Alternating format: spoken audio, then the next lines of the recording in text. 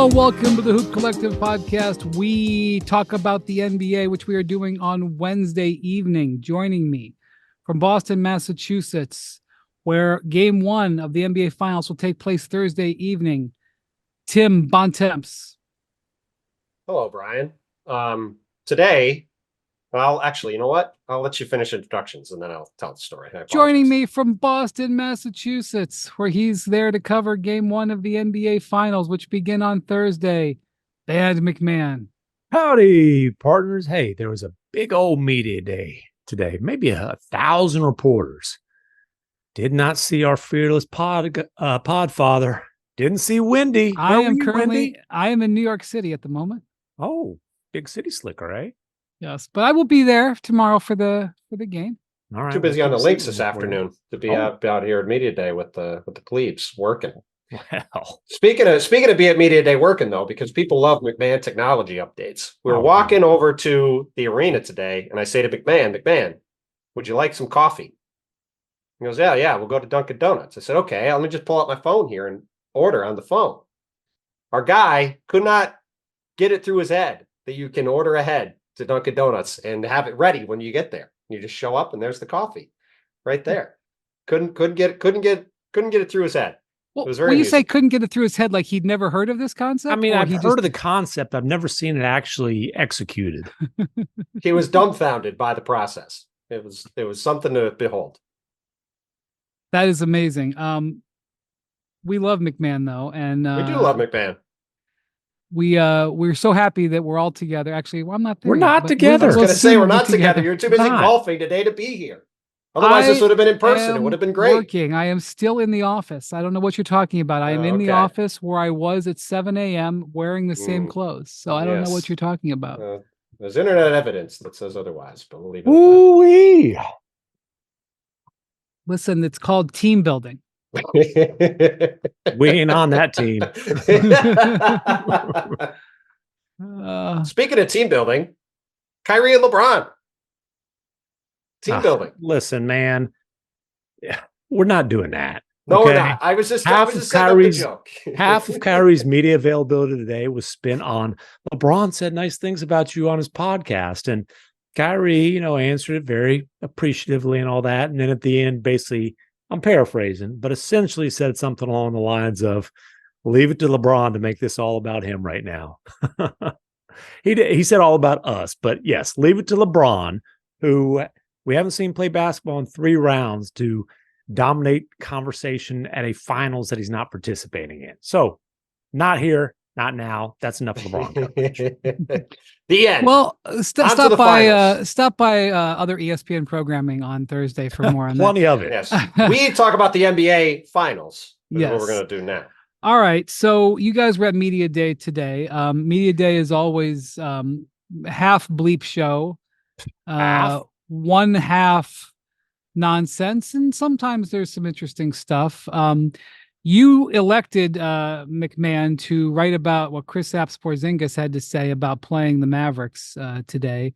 I went and counted the months, by the way, 28 months since he was traded.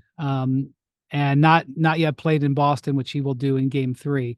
What was your takeaway from what Porzingis had to say today? Because obviously Porzingis is a key player here, not just what he thinks about the Mavericks in 28 months ago, but also what he can do now and how the Mavericks are going to handle him. Well, listen, I'll just be transparent and honest. I wrote about Porzingis addressing his time with the Mavericks and Luka briefly addressing why it didn't work with Porzingis, and Kid saying similar stuff about it, simply because Porzingis versus Mavs is kind of one of the main storylines. I would say it's a secondary storyline in this series. The fact they all addressed it, I felt like it was worth writing a brief news story on it. He didn't say anything that he hadn't said, and he is being honest in that there is no ill will. We talked about this last time. He did not leave Dallas on bad terms. Now he's being slightly full of crap as far as everything was always kumbaya in the locker room and all that stuff. But there's no sense in rehashing the kind of passive aggressive headbutting that went on between Luka and Porzingis early on and that stuff, because they moved past it before Porzingis moved on, so it's not like there's any lingering issues there. There's no point in them discussing what issues there were early on in their tenure. What Porzingis is focused on, among other things, his health, obviously, and how he's feeling. But how is he going to play a role in trying to limit, if not the best offensive player in the world, like number two? He's got his hands full trying to deal with Luka Doncic specifically, also Kyrie and the rest of the Mavericks offense. And then, Luka very briefly addressed it. And when he said we were young, I kind of took that as his way of saying, hey, we were both young, full of, we'll say vinegar, to be PC, Disney-fied. I just read the quote from Luka, but it seems sort of like, I'll just read it. It seems sort of like perfunctory. Yeah. It was like Luka typically, but yes. He's like, I don't know why it didn't work out. We were both still young. We tried to make it work. It didn't work, so we moved on. Yeah. I was like, okay, did I answer that question enough for you? Thank you. Let's move on. Well, and again, I understand Luka not really, like, he doesn't want to delve into why didn't it work out with KP? Well, he wanted all these post-up touches. We wanted him to space. Like, there's no point in getting into all that at this point. But, and again, they did butt heads early on, more passive-aggressively than, like, there weren't, like, nose-to-nose and screaming at each other in the locker room or anything like that. But his last half season here, they were fine. Like, they didn't, there's not like they, Porzingis didn't get traded from the Mavericks because of any kind of personality conflicts with Luka. Those personality conflicts had been set aside by that point.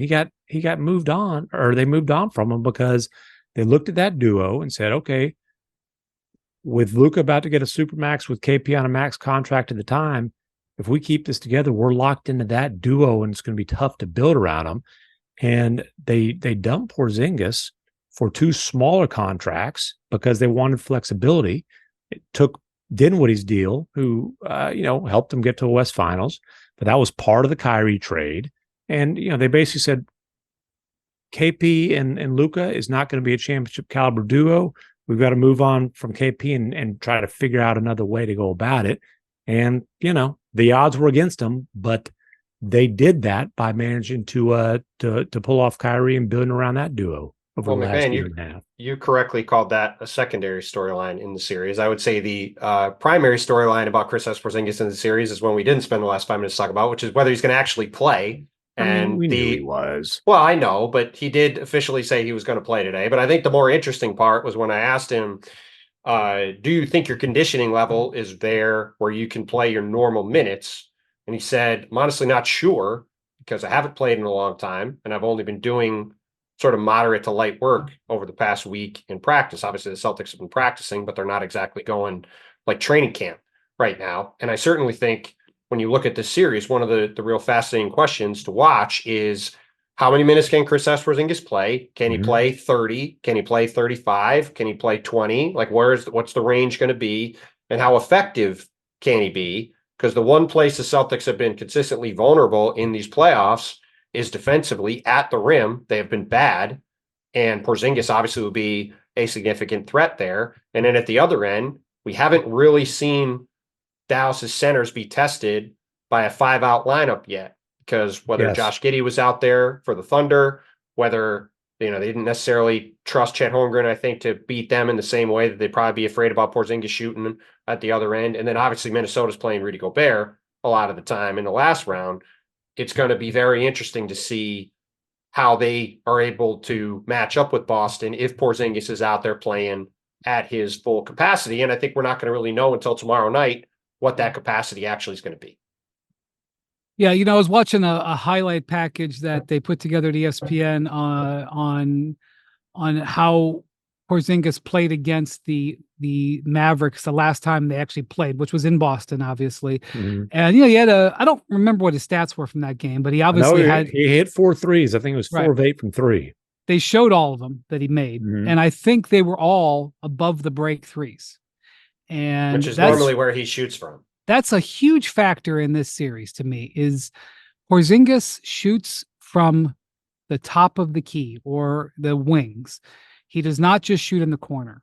And that means that if you're going to deal with Porzingis, you have to come 23 to 25 feet away from the basket. And even if you are the big man and you're not, switching, you're just dropping, you still have to be above the foul line unless you want to give up a free wide open look to a guy who shoots 40% on those. And that is a big thing. So just having Porzingis out there and running a high pick and pop where, anybody who comes off of it, whoever that defender is, but I would assume that they're going to bring the bigs up there.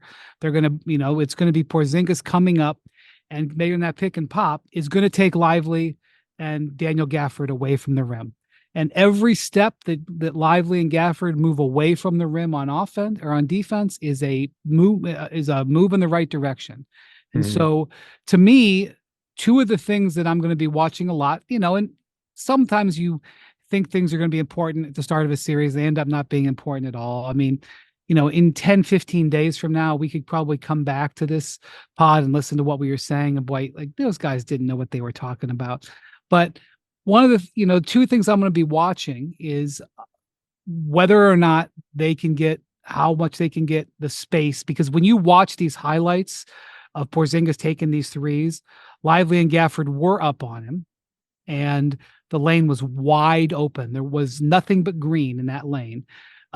Secondly, what I want to watch is at the other end, which is whether or not the Celtics can get away with just having their guards on Luka and not having him light them up for 20 points in the first quarter or 20 points in the first 7 minutes of the fourth quarter, and they have to go to a double team because the Celtics do not double team.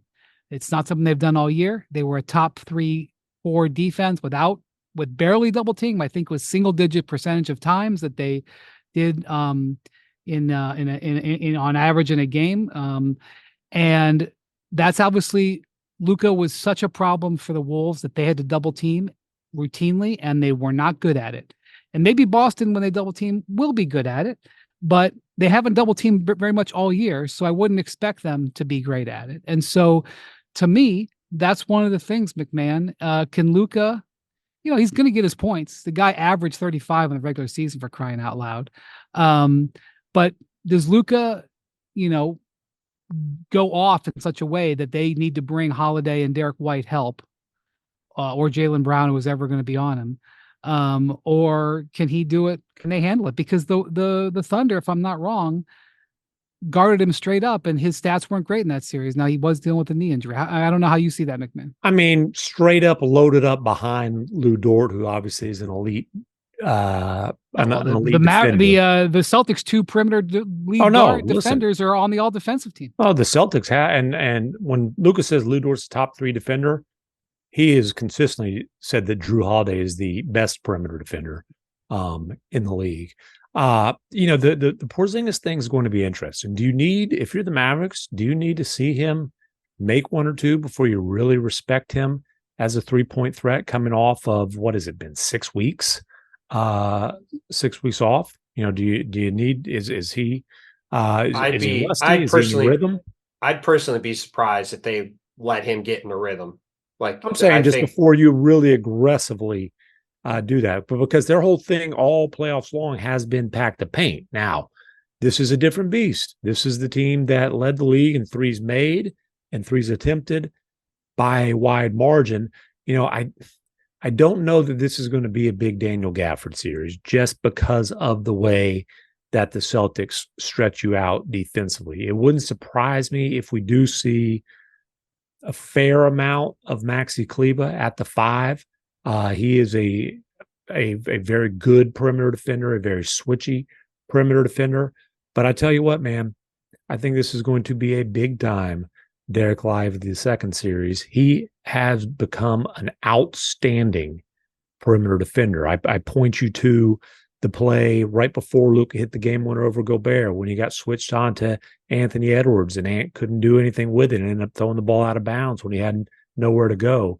I also point you to Game 6 against the Thunder when that's look, Giddey wasn't in that game a whole lot, and the Thunder lit the Mavs up from the corners for the whole first half. And I forgot what they were up at halftime, but it was it was a double figure lead, 17 or 18. Lively checks in early in the third quarter, played the rest of the game, ended up being plus 26 in 30 minutes. And the Mavs basically had him in kind of a one-man zone.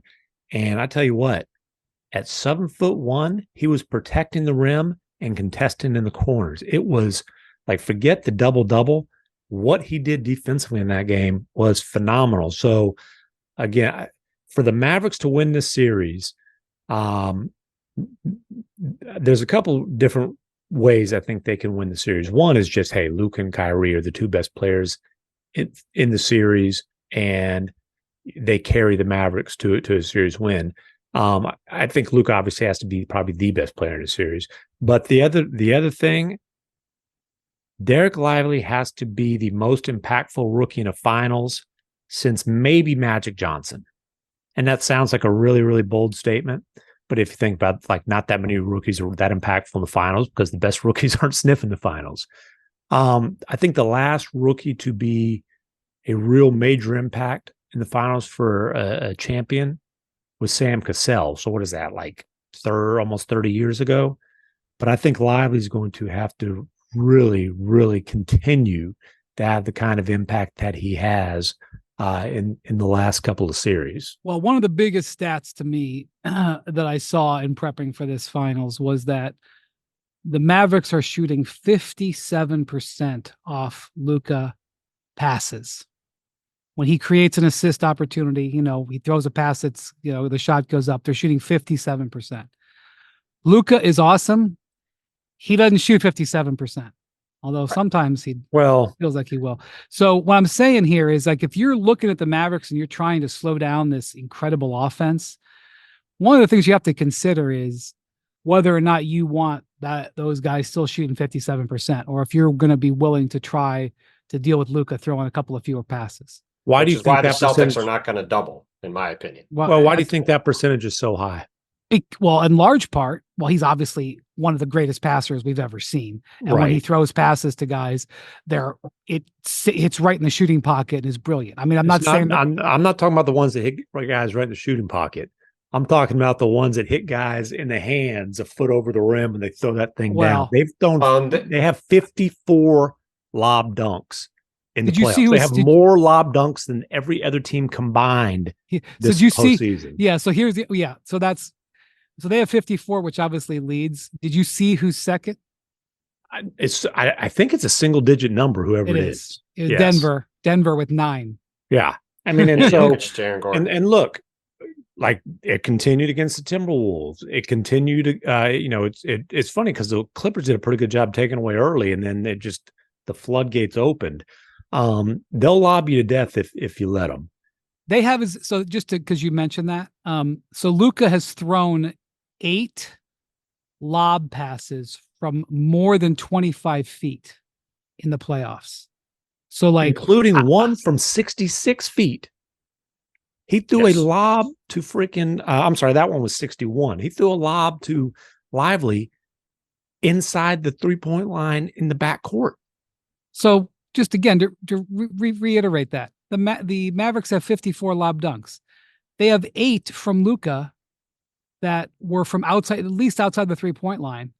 And the second place most with lobs has 9. Luka has almost as many 25-foot plus lob passes than anybody else has lob dunks. I mean, and then how many of those, you've got the long distance lobs, and then how many of those are he drives and he forces the rim protector to commit, and then it's the last second where it's a 4-foot pass, right? It's like, instead of shooting the floater, just changes the angle at the last second, and boom, it's a lob dunk.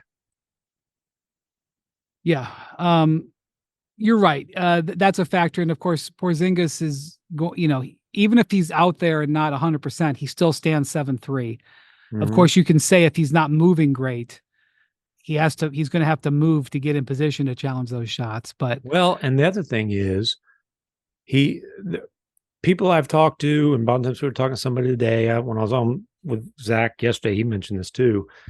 The anticipation is that Porzingis won't be on one of the Mavs bigs. He won't be on Gafford or Lively. I can guarantee you he won't be on one of their bigs because they keep him out of the pick and rolls, and they have the ability. Look, the Celtics are the team that is best equipped, probably built, frankly, to guard the Mavs. It's why I think Boston's going to win the series, because between Jaylen Brown and Drew Holiday in particular, they've got two big physical guys that can handle the strength and size of Luka Doncic. Not that they're going to stop him, to be clear, but you go back to the Minnesota series. Minnesota, Jaden McDaniels tried to guard Luka Doncic, and he was getting thrown around like a ragdoll. So then they ended up putting him on Kyrie Irving. And that's the other thing I think to watch. You said it, McMahon. The pathway to Dallas winning the series, obviously Luka needs to be the best player, and Kyrie's got to be awesome. And to me, what I'm really watching for in game one is, do the Celtics say, let's put Drew Holiday and Kyrie Irving. Let's just take him out. Just obviously he's going to still score some, but let's not have Kyrie going for 35 in a game. And if he's scoring 15, I think then it's going to be pretty difficult for Dallas to win unless they're getting more insane shooting like they got from PJ Washington against the Thunder. Right. That's exactly what the Thunder did. And Kyrie averaged, it might have been 15. I'd have to look up, but it was in the mid-teens in that series. Mm-hmm. And PJ Washington and Derek Jones Jr. Absolutely lit the Thunder up. And so that's going to be the interesting thing. If KP's not right and he can't get out to those guys, whether they're in the corner or above the wing, but especially in the corners, that could be a real problem. I'm looking at Derek Jones Jr. is 17 of 37 from the corners in these playoffs. That's very good. Well, you think that's good, and I got to do math. 28 of God, I suck at math. Oh, man, what are the numbers, McMahon? 28 for what? 28. What's 39 plus 29? 68. You're good. Okay, he's so just over 40. PJ Washington, I assume you're talking about, it's just over 40% from the corners. That's right. What it is. Right. So you're talking about guys who are shooting 40+% from the corners in the playoffs. Also, two guys that aren't great three-point shooters in general. And if you're betting on the percentages, again, this is no knock on what they did against the Thunder in particular, but the Thunder were betting those guys were not going to hit those shots, and they hit those shots. And that's the Thunder's game plan. Home. The Thunder's game plan was rational, and the results sent them home. Well, and also, I think if you look at the Celtics team, this is just a better version of that Thunder team, right? Their perimeter defenders are better. They're quicker. In a lot of senses, they're bigger. Like, you've got Jason Tatum playing the 4 in this lineup, right? Obviously, he's a couple, 3-4 inches maybe bigger than Jalen Williams, who was playing the 4 a lot of the time in that series. And obviously was the guy that they stuck on Kyrie Irving for a lot of that series too. So, yeah, that to me is going to be really interesting, where how those 4 guys are deployed in slowing down Luka and Kyrie. Do they try to take Kyrie out? My guess is, and it's just a guess, is that Jaylen Brown will start on Luka and Drew Holiday will start on Kyrie. But I'm very curious to see how that looks. And these guys are all going to be switching around to guys a lot. And at the other end, I think Dallas is going to struggle to guard the Celtics in the series, because there's not really a place for Luka and Kyrie in particular to hide. And so that is, to me, going to be the other battleground, is how does Dallas match up with the Celtics, and can Boston take advantage of those guys in half-court settings when they've got 5 guys out there when KP is playing who are pretty monster threats offensively. Small sample size, but during the regular season, Derek White was more effective of a defender on Kyrie than Drew Holiday. But I almost am reluctant to bring it up because it was 2 games. Well, and the other thing is they're going to switch so much that, like, we can talk about who the primary defender is, but they're going to switch a lot of stuff. So all of their, from Holiday to Derek White and Jaylen Brown, they're all going to see a lot of time on the Mavs' 2 main dudes. The only thing I feel confident about is I don't think we'll see a lot of Derek White on Luka, because he's not big enough really to handle Luka's size. I mean, I'm sure he'll guard him some, but I think you're going to see a lot of Jalen and Drew in particular, and some of Tatum, and probably less of Derek White. But yeah, they're all going to be switching a lot. They're going to be moving around a lot. And look, it was one game, obviously, and it's before, as we've talked about a lot, it was before Dallas really got going. But you go back to that game on in early March when they played here in Boston, and the Celtics smoked the Mavs. And Porzingis, as you said, Brian, was 4 for 8 from 3, and Al Horford was 2 for 5. In 57 minutes, they were 6 for 13 from 3. If those guys are hitting 3-pointers in particular for Boston, it makes both the math and the defensive coverages pretty tough for Dallas if they're able to knock down shots. Yeah, and look, the Celtics, like what does everybody try to do against the Mavericks as far as attacking the Dallas defense? What do you want to do? You want to hunt Luka, right? You want to make Luka work as much as possible. Hunting Luka has not been a successful offensive strategy really all season or throughout the playoffs. He has defended the most ISO possessions in the playoffs, which is no surprise given that obviously the Mavericks have played more game or as many games as anybody. And you want to go at a guy, especially with a bad knee. What do you guys think he's allowing per ISO possession? Points per possession. I know the number is a good one. 0.71 points per possession. Yep. And there was one game against the Clippers that it was really rough, actually. I think that was game 3. It was whatever home game the Mavericks lost is really rough. Other than that, he's been really, really good. And I remember after game 2 against the Clippers, Ty Lue basically said, we got too stagnant because we were just trying to hunt Luka instead of, playing our offense and playing rhythm basketball. So it will be interesting to see how much Boston tries to do that and how successful they are if they do. The one thing about that is Luka's done a lot of defending in the post where he's obviously very big and strong and can hold up. The Celtics, in theory, are either going to, if he's in the post, he's probably going against Porzingis, who at least has several inches on him. And everybody else, if he's going up against him, it's probably going to be in isolation on the perimeter, which, yes, if you're picking spots to take on Luka defensively, that's obviously the much more potentially successful option than trying to post him up. Luka's post-up defense in the playoffs, and this is a pretty small sample size, 19 possessions, but 0.58 points allowed per possession. Right. I mean, that's elite stuff. And look, Gobert had a couple and ones on him. But guys are 5 of 15 going at Luka in the post, and it doesn't say how many turnovers, but he's picked some pockets. It is also a reminder, just real quick too, we're talking about pretty small sample sizes. But the post-up numbers and the ISO numbers, those are they were good during the season too, for right. sure. But just some of the playoff stuff we're talking about, whether it's the shooting numbers and different stuff, like they are small samples as opposed to what we saw over 82 games. Well, and you get back to PJ Washington, he was a 32% 3-point shooter. And I remember asking Mark Daigneault after PJ had 2 huge games and basically won the Mavericks 2 games in that series. Like, I understand the reasoning for the game plan. Do you have to adjust to the hot hand? And he basically acknowledged, like, yeah, you have to adjust as the series goes and realizes, like, he's not a 32% 3-point shooter right now. The guy's hot. Now he didn't shoot it as well against the Wolves, but again, he shot 25% from 3 against Minnesota and 47% against the Thunder. Exactly, and so that could be. Really is this simple. The 3-point shooting of the Mavs role players, specifically PJ Washington and Derek Jones Jr., could be a massive determining factor in this series because they will get looks, and Luka in particular will generate them good looks. So, Bontemps, today, out of everything that you heard from the Celtics, you elected to write about Jason Tatum having a pretty interesting media session where he basically took all of the, sort of storylines that have surrounded him and basically admitted they were true.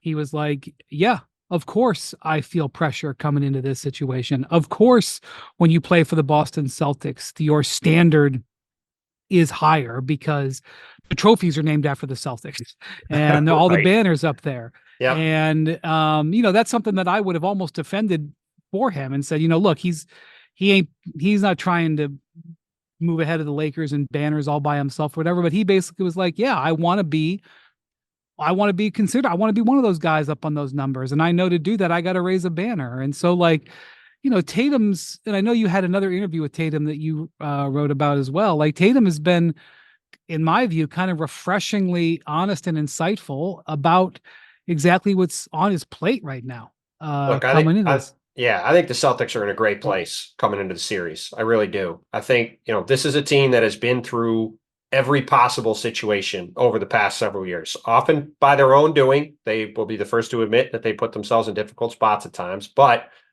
these guys, I mean, he's 26 and Jaylen Brown, I think, is 27. And those guys have seen 3 lifetimes worth of stuff in the NBA. And I think the way these playoffs have gone, the fact that they have had a ton of time to rest, and physically, I think everybody feels good. The Celtics had nobody on their injury report today at all. Kristaps Porzingis is not even on the injury report, which I think shows you that while he might be a little unsure about where he's at physically, personally, in terms of his conditioning level, it's not like the Celtics think he's hurt. Like they're ready to go. And I think from a confidence standpoint, 2 years ago, these guys have admitted they showed up at the finals and were like, wow, this is crazy. And it was coming off of, they flew from Miami to San Francisco, did media day, and played game 1. They won game 1, but the whole thing was a whirlwind for him. Even Al Horford, who was in his 15th season at the time, admitted the other day that it was a lot to go through that the first time. And now every guy in the rotation for the Celtics has been in the finals. They've experienced all this stuff. They've had a lot of time to prepare. I can tell you one who hadn't been in the finals, but go on. I'm sorry, other than Porzingis, everybody else. They've all had a chance to prepare, to get ready. And I thought Tatum's comments today are in keeping with the things he has been saying. That, look, I thought he had a good line. Somebody said, "Is there the lead quote in my news story was somebody asked him, is there a different level of pressure playing for the Celtics based off their history?" And he goes, "You know the answer to that. We only hang championship banners here," which is true. Like that. What happens if they win the in-season tournament? Will they feel pressure?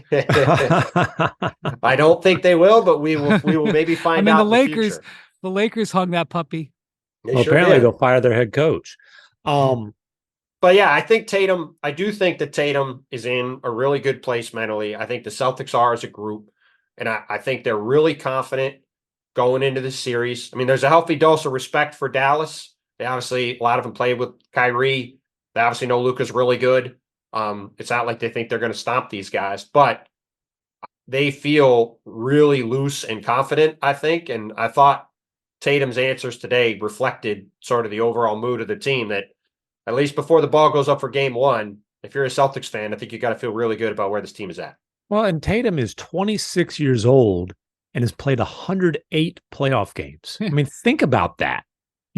Wendy, you've used the phrase checkered playoff history, which sure, but they've won a ton of playoff series. He's 26 and he's played in 5 conference finals. You realize he ranks 43rd all time on the all-time playoff scoring list. His next bucket, he's passing Kevin Garnett. If he has a couple good games, big games, he's passing Bill Russell. I mean, listen, this guy, since he came in the league in 2017, he leads the NBA in postseason games, postseason minutes, postseason points.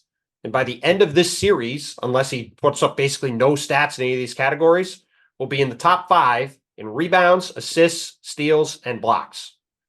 So, yeah, every game hasn't been great, but he's had a lot of great games and is consistently out there playing a ton of minutes. He's never missed a playoff game due to injury. And he and the Celtics have seen everything. And I think being here in the finals, they feel comfortable in the moment in a way that I think they would all admit they necessarily didn't a couple of years ago.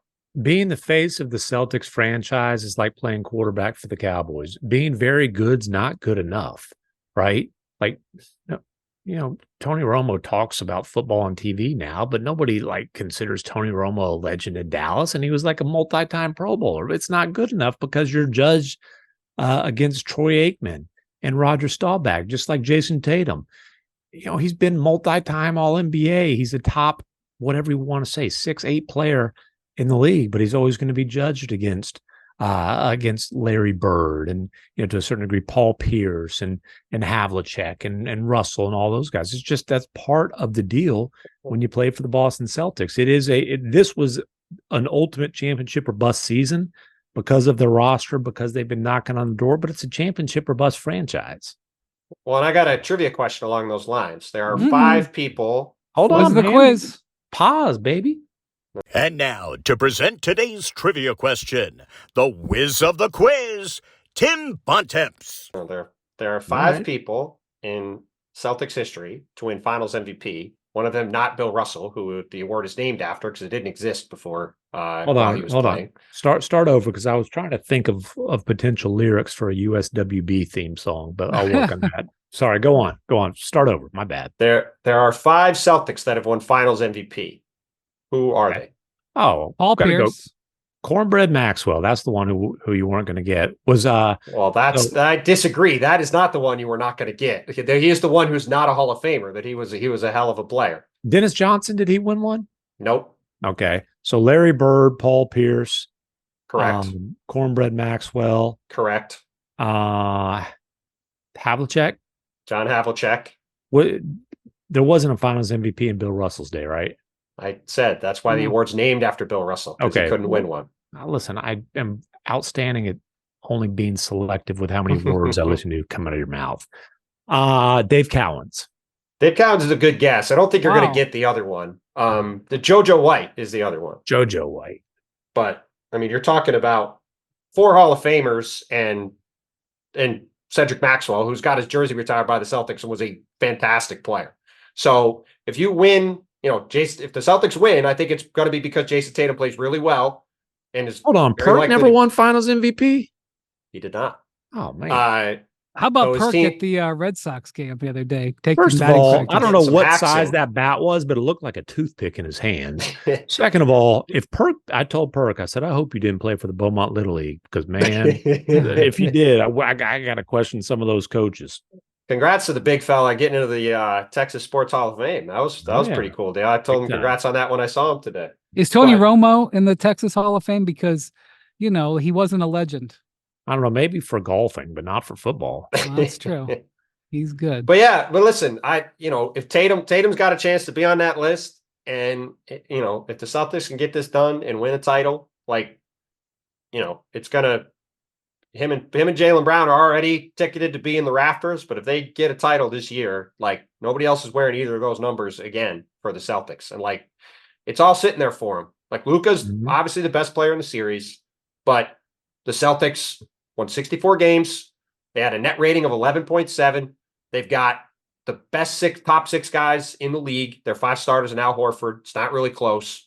They, I think, match up really well with this Dallas team. They should win the series. They have home court advantage.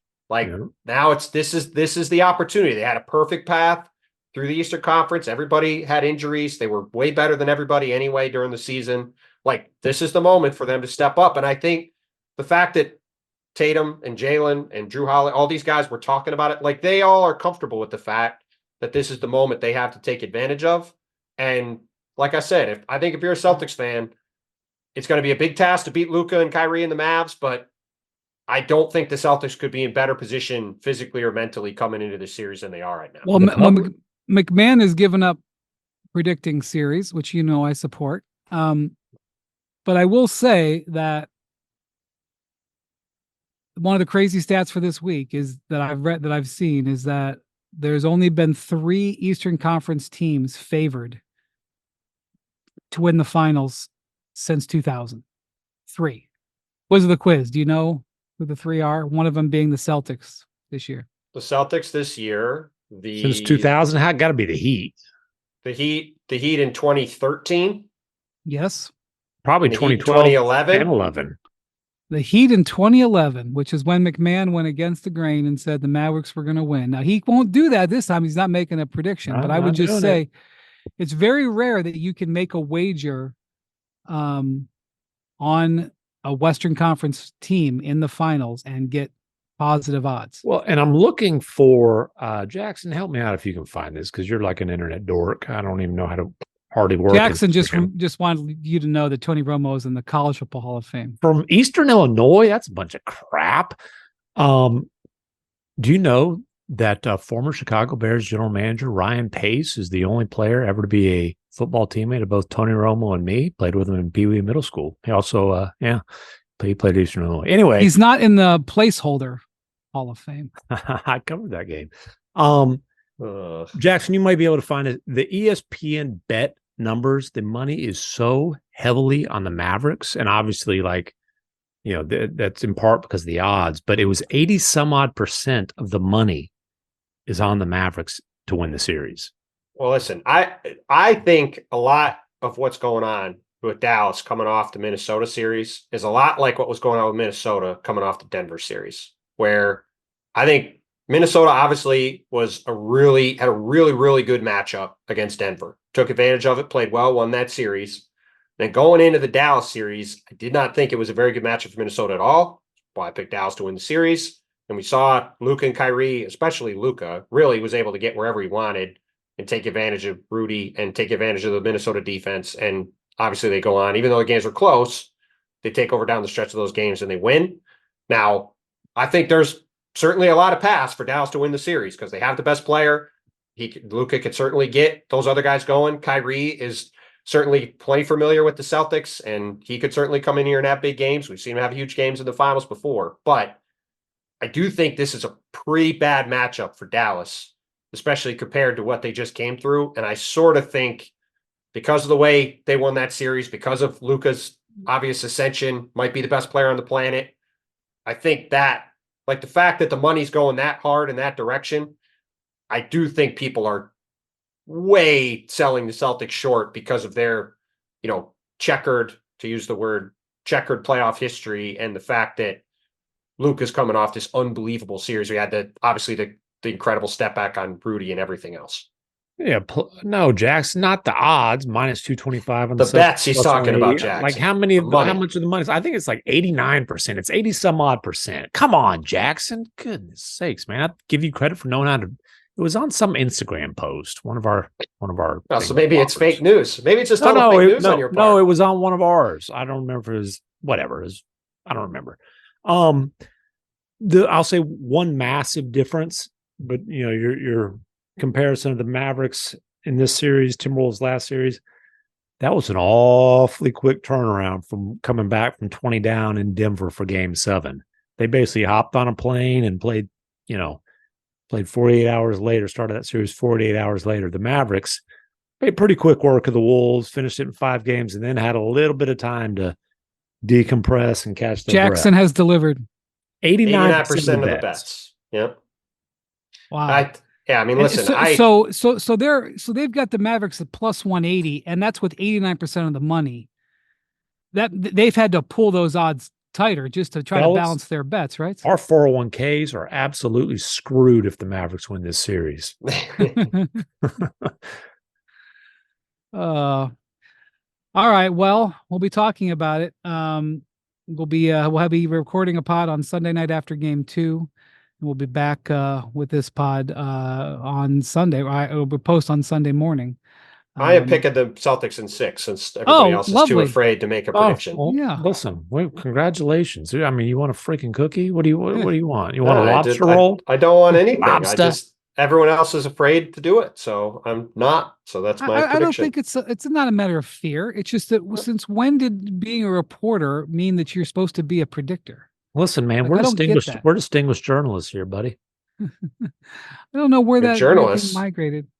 I just it is what it is. I'm happy to say what I think is going to happen, and then if it doesn't, I say, well, I was wrong. Bontemps, I once saw a profile in 60 Minutes that was done on Rick Rubin, the famous movie producer, and he had this famous quote from this thing, and he goes, I really don't know anything about music. I just am not afraid to give my opinion and to be very forceful with it.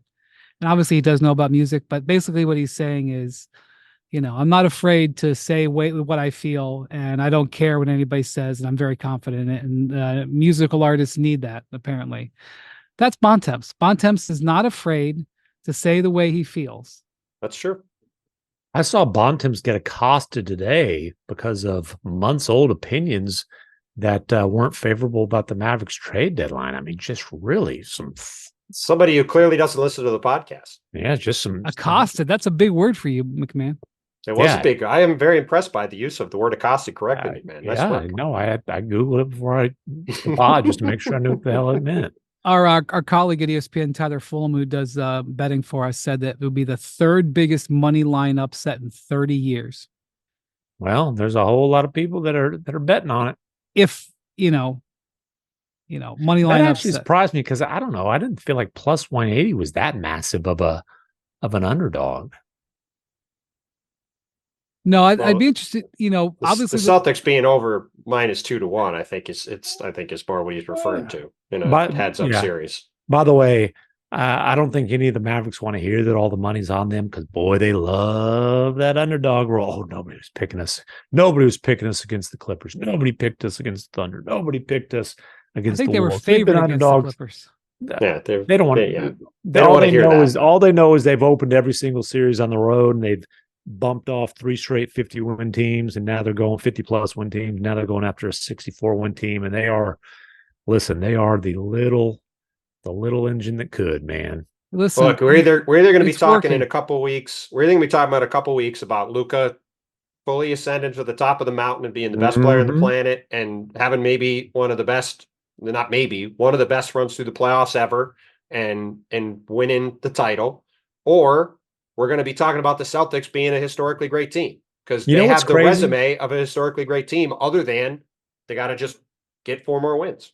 So Luka is the first player ever to lead the playoffs in points, rebounds, and assists entering the finals. Joker last year, including the finals, did it. He was the first one ever to do it for an entire postseason. And what's crazy about that is Luka slumped for a pretty decent stretch of these playoffs. Now, when he's slumping, he's still rebounding. He's still facilitating. Like slumping, Luka's averages 25 instead of 35 or whatever. But it's really not until the last couple games of the second round against the Thunder, and then all except for the loss last series, that Luka was playing at what he has established as his normal level. So they managed to get out of the first round and even in the second round while Luka was dealing with which he still is, and a nasty shooting slump. And here he is leading the playoffs in pretty much every major statistical category outside of block shots. Well, the Luka, look, one of the big reasons why the Mavericks overcame being the underdog in 2011 was because the Mavericks' iconic guy with the statue was pretty damn good. Mm-hmm. So if that's going to happen again, and would Luka be statue worthy if he did it again? That's the standard. I think right now the debate is, what would the Luka statue pose be? Right, Luka's going to have a stat. If Luka stays in Dallas for years to come, there will be a statue. What's the pose? Is it him bitching at a ref? I don't know. Yeah, probably that. All right. Well, thanks for listening along all season. And here we go for the most important couple of weeks, and we will be with you the whole way. Also, our producers, Jackson and Adi, who will be with us the whole way, and we're going to be together doing these pods. So that'll be fun as well. So thanks for listening to Hoop Collective, and we will talk to you on Monday or on Sunday. I can't wait till we're together, and I'm sitting between you guys and trying to break up fights. Can't wait. It's going to be fun. Adios, amigos. Adios, amigos. We're done with the pod. Adios, amigos. Adios, amigos. Adios, amigos.